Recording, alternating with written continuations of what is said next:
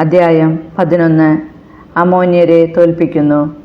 ഏകദേശം 1 മാസം കഴിഞ്ഞ് അമ്മോൻ രാജാവായ നാഹാഷ് സൈന്യസന്നാഹത്തോടെ യാബേഷ് ഗിലെയാദ് ആക്രമിച്ചു.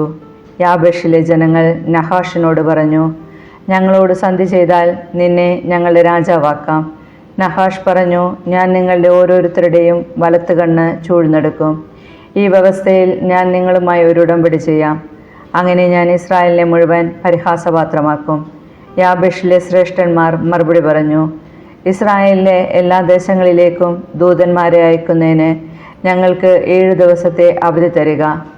ആരും ഞങ്ങളെ സഹായിക്കാനില്ലെങ്കിൽ ഞങ്ങൾ നിനക്ക് വിധേയരായിക്കൊള്ളാം.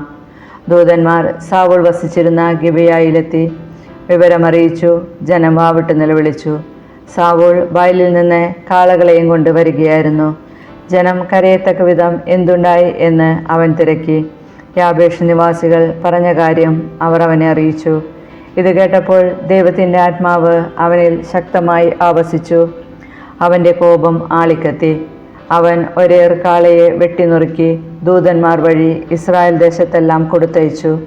സാവൂളിൻ്റെയും സാമുവേലിൻ്റെയും പിന്നാലെ വരാൻ മടിക്കുന്നവൻ ആരായാലും അവൻ്റെ കാളകളോടും ഇപ്രകാരം ചെയ്യുമെന്ന് പറഞ്ഞുവിട്ടു. ഇത് കേട്ട മാത്രയിൽ കർത്താവ് തങ്ങളോട് പ്രവർത്തിച്ചേക്കാവുന്നതോർത്ത് ഭയചകിതരായി അവർ ഒന്നടങ്കം പുറപ്പെട്ടു.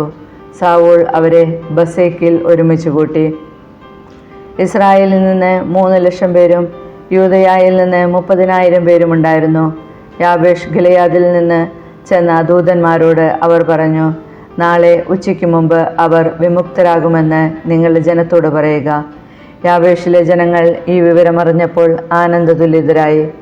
അവർ നഹാഷിനോട് പറഞ്ഞു, നാളെ ഞങ്ങൾ നിനക്ക് കീഴ്പ്പെട്ടുകൊള്ളാം. ഇഷ്ടമുള്ളത് ഞങ്ങളോട് പ്രവർത്തിച്ചു കൊള്ളുക. പിറ്റേ ദിവസം പ്രഭാതത്തിൽ സാവൂൾ തൻ്റെ ജനത്തെ 3 വിഭാഗമായി തിരിച്ചു. ശത്രുപാളയത്തിലേക്ക് പുലരിയിൽ തന്നെ അവർ ഇരച്ചു കയറി അമ്മോന്യരെ ആക്രമിച്ചു.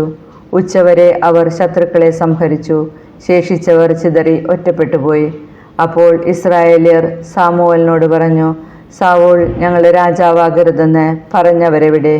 അവരെ വിട്ടുതരിക, ഞങ്ങൾക്ക് അവരെ വകവരുത്തണം. സാവൂൾ പറഞ്ഞു, ഇന്നേതായാലും ആരെയും കൊല്ലണ്ട. കർത്താവ് ഇസ്രായേലിന് മോചനം നൽകിയ ദിനമാണിന്ന്. സാമുവേൽ അവരോട് പറഞ്ഞു, നമുക്ക് ഗിൽഗാലിലേക്ക് പോകാം. ഒരിക്കൽ കൂടി സാവൂളിനെ രാജാവായി പ്രഖ്യാപിക്കാം. എല്ലാവരും ഗിൽഗാലിലേക്ക് പോയി. അവിടെ വിശുദ്ധ സ്ഥലത്ത് വെച്ച് സാവൂളിനെ അവർ രാജാവായി പ്രഖ്യാപിച്ചു. അവർ കർത്താവിൻ്റെ സന്നിധിയിൽ സമാധാന ബലികൾ അർപ്പിച്ചു. സാവൂളും ഇസ്രായേൽ ജനവും സാഘോഷം ഉല്ലസിച്ചു.